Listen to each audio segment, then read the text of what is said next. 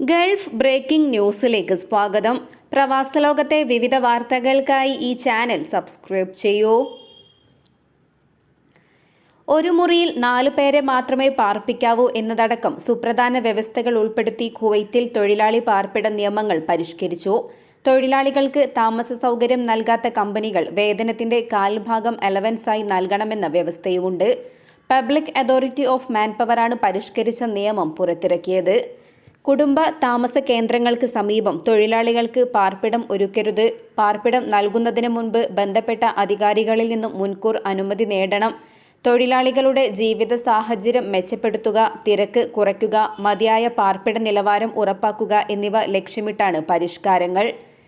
കുറഞ്ഞ വേതനമുള്ള തൊഴിലാളികൾക്ക് ശമ്പളത്തിന്റെ 25% തുല്യമായ ഭവന അലവൻസ് നൽകിയിരിക്കണം. കുറഞ്ഞ വേതനത്തിന് മുകളിൽ വരുമാനമുള്ളവർക്ക് ശമ്പളത്തിന്റെ 15% ഭവന അലവൻസായി നൽകേണ്ടത്. പുതിയ മാനദണ്ഡങ്ങൾ പ്രകാരം താമസം ഒരുക്കണമെന്നും തൊഴിലുടമകളോട് അധികൃതർ ആവശ്യപ്പെട്ടു. നിയമം പാലിക്കുന്നുണ്ടെന്ന് ഉറപ്പാക്കാൻ പരിശോധന ശക്തമാക്കുമെന്ന മുന്നറിയിപ്പുമുണ്ട്.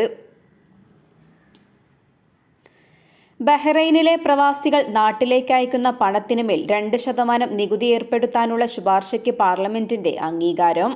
പുതുക്കിയ നിർദ്ദേശത്തിന് പാർലമെന്റിന്റെ അനുമതി ലഭിച്ചതോടെ ബഹ്റൈനിലെ പ്രവാസികൾ നാട്ടിലേക്ക് അയക്കുന്ന പണത്തിന് 2% നികുതി നൽകേണ്ടി വരും. ഒമാനിലെ വടക്കൻ ഷെർക്കിയ ഗവർണറേറ്റിൽ ഒരു വർഷത്തിനിടെ തൊഴിൽ നിയമ ലംഘനങ്ങളുമായി ബന്ധപ്പെട്ട് 400-ൽ പരം പ്രവാസികളെ അറസ്റ്റ് ചെയ്തതായി തൊഴിൽ മന്ത്രാലയം ലേബർ ഡയറക്ടറേറ്റ് ജനറൽ അറിയിച്ചു. 605 സ്ഥാപനങ്ങളിൽ ഈ കാലയളവിൽ പരിശോധന നടത്തുകയും 131 പരാതികൾ കൈകാര്യം ചെയ്യുകയും ചെയ്തു. 75 കേസുകളിൽ പ്രതികളെ പിടികൂടിയതായും മന്ത്രാലയം വ്യക്തമാക്കി.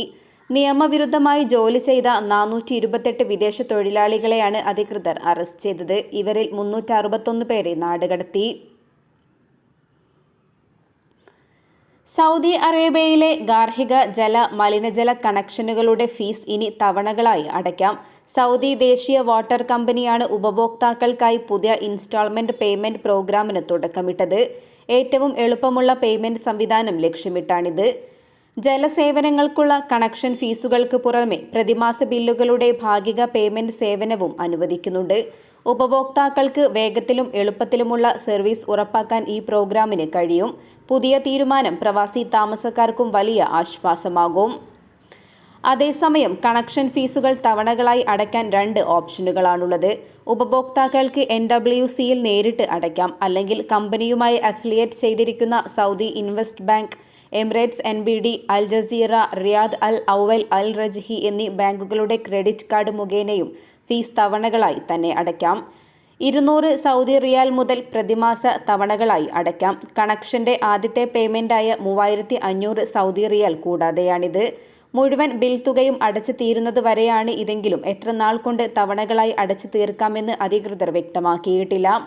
ബാങ്കുകൾ മുഖേനയാണ് തവണകളായി പേയ്മെന്റ് അടക്കുന്നതെങ്കിൽ ബാങ്കുകളുടെ പ്ലാൻ അനുസരിച്ചായിരിക്കും ഇത്. ഇൻസ്റ്റാൾമെന്റ് അടയ്ക്കുന്നതിനുള്ള ബാങ്കുകളുടെ ഡിജിറ്റൽ ചാനലുകളിൽ ഇത് സംബന്ധിച്ച വ്യവസ്ഥകൾ വ്യക്തമാക്കിയിട്ടുണ്ട്.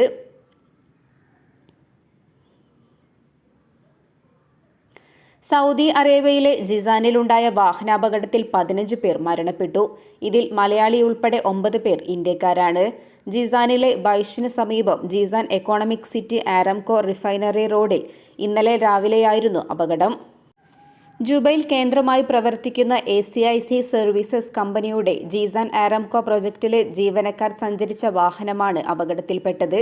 തിങ്കളാഴ്ച പ്രാദേശിക സമയം രാവിലെ ആരാംകോ ജോലിസ്ഥലത്തേക്ക് 26 ജീവനക്കാരുമായി പോവുകയായിരുന്ന കമ്പനിയുടെ മിനി വാനിൽ എതിരെ വന്ന ട്രെയിലർ ഇടിക്കുകയായിരുന്നു. തകർന്ന വാനിൽ നിന്നും ഫോഴ്സും രക്ഷാപ്രവർത്തകരുമെത്തിയാണ് പരിക്കേറ്റവരെയും മൃതദേഹങ്ങളും പുറത്തെടുത്തത്. സംഭവസ്ഥലത്ത് വെച്ച് തന്നെ 15 പേർ മരണപ്പെടുകയായിരുന്നു. UAEയിലെ ഏറ്റവും പുതിയ കാലാവസ്ഥാ വിവരങ്ങൾ ദേശീയ കാലാവസ്ഥാ കേന്ദ്രം പ്രസിദ്ധീകരിച്ചു. ഇതുപ്രകാരം രാജ്യത്തിന്റെ പല ഭാഗത്തും മൂടൽമഞ്ഞ് പ്രവചിക്കുന്നുണ്ട്. മൂടൽമഞ്ഞ് കാരണം രാജ്യത്തെ ദേശീയ കാലാവസ്ഥാ കേന്ദ്രം റെഡ്, യെല്ലോ അലർട്ടുകൾ പുറപ്പെടുവിച്ചു.